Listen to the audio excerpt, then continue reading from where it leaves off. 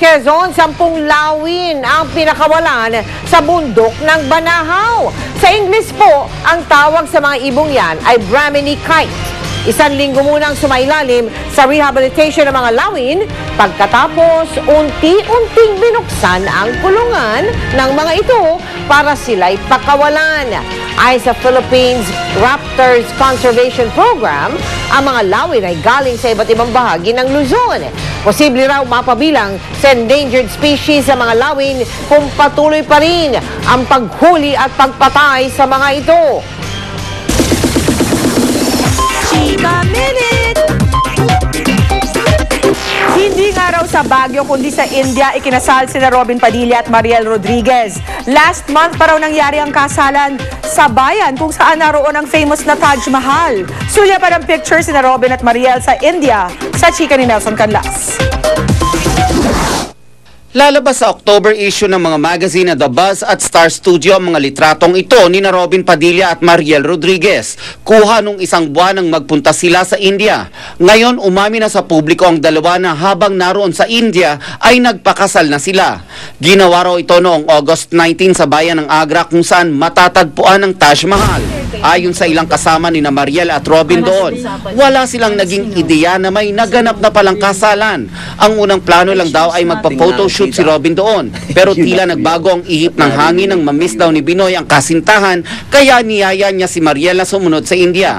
Nung mga nakarang araw, naging tikom ang bibig ni na Robin at Mariel, maging ang mga taong malalapit sa kanila tungkol sa pag-iisang dibdib ng dalawa. Sa interview ng GMA News kay Binoy noong Sabado, idinenay pa nito ang kanyang kasal. Pilipino po tayo. Dapat nating pumunta tayo sa lolo niya, sa lola niya. Ayan. Mangyayari po lahat yan. Huwag po kayong mag-alala.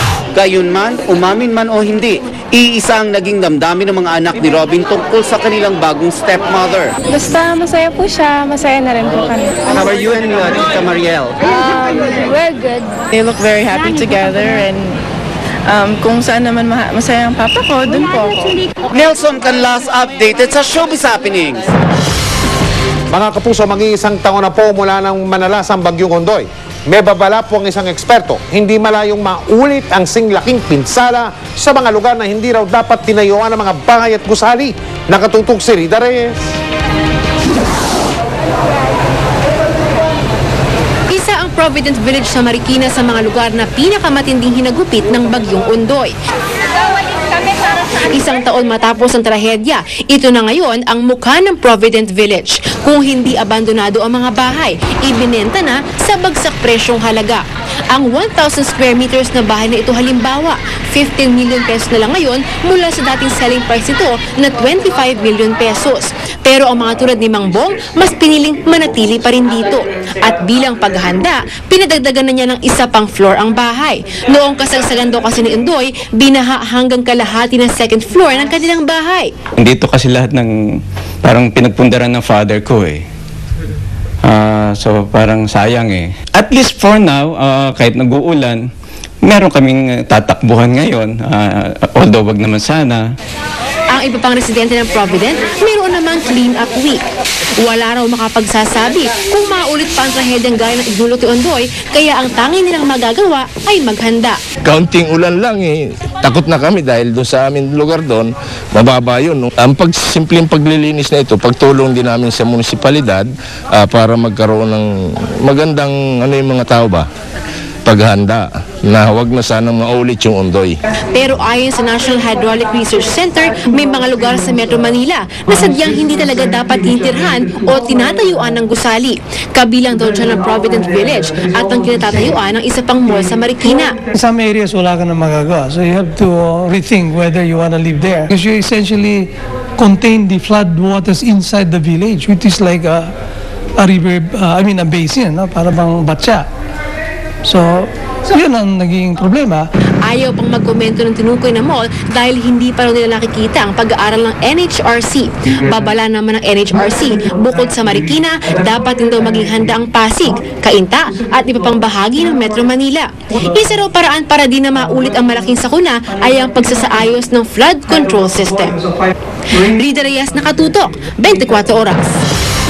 Lahat ng mga estero sa mga pangunahing lungsod sa bansa polluted na daw po marumi dahil sa basura. Yan po ay ayon sa Department of Environment and Natural Resources. Kaya naman, hindi na raw napapakinabangan ito ng mga tao. Nakatutok si Claire Delfin. Sa kapal ng tambak ng basura at tumubong water lilies, di mo akalaing estero pala ito. Patay na nga raw ito at wala na ang pakinabang sa mga taong nakatira sa paligid nito. Sinasabi ko nga sa mga kabataan ngayon, siguro kung hindi kayo nagtatapon sa mga ano rito, yung mga nagdaang tag-init, baka dyan tayo naliligo sa ilog.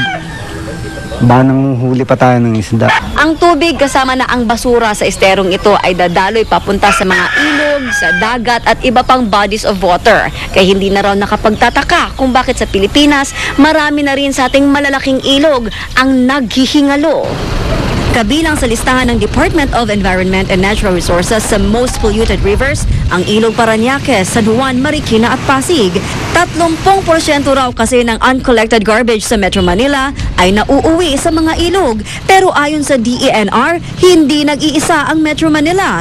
Katunayan, lahat daw ng estero sa iba pang pangunahing syudad sa bansa ay unfit for human activity o labis-labis ang polusyon. Yung tubig natin, mayroong class A, B, C, D.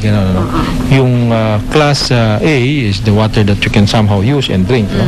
Class B is the water which is fit for contact sports. Pwede kang lumangoy. Class C is the fish can live but you cannot swim there. It's unfit for human activity. And of course, class D is more polluted than where fish can live. So nandun tayo? Nandun tayo sa C and D. Sa datos ng World Bank, 6.7 billion pesos kada taon ang kabuang gastos ng mga Pinoy sa pagpapagamot sa waterborne diseases. It's frustrating that when the next typhoon comes, maraming mamamatay dahil clogged ang esteros among many other concerns dahil hindi na kolektang basura at ginagawang basurahan ng ating mga lawa, ilog, kanal. Naniniwala ang DENR na sapat ang mga batas sa pangangalaga sa kalikasan. Ang kailangan daw, disiplina ng bawat Pilipino. Claire Delfin, Nakatutok, 24 Oras.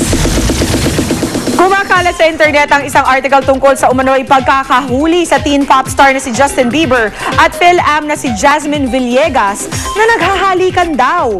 Ayon sa report ng pep.ph, nakunan sila ng isang turista habang nasa California. Ang 16-year-old na si Jasmine ay kasama sa music video ng kantang Baby at front act din sa concert tour ni Justin. Naiintrigang may relasyon ang dalawa, pero sabi nila Justin at Jasmine, magkaibigan lang daw sila. Mainstay noon sa SOP si Jasmine at kumanta rin sa ilang laban ni Manny Pacquiao.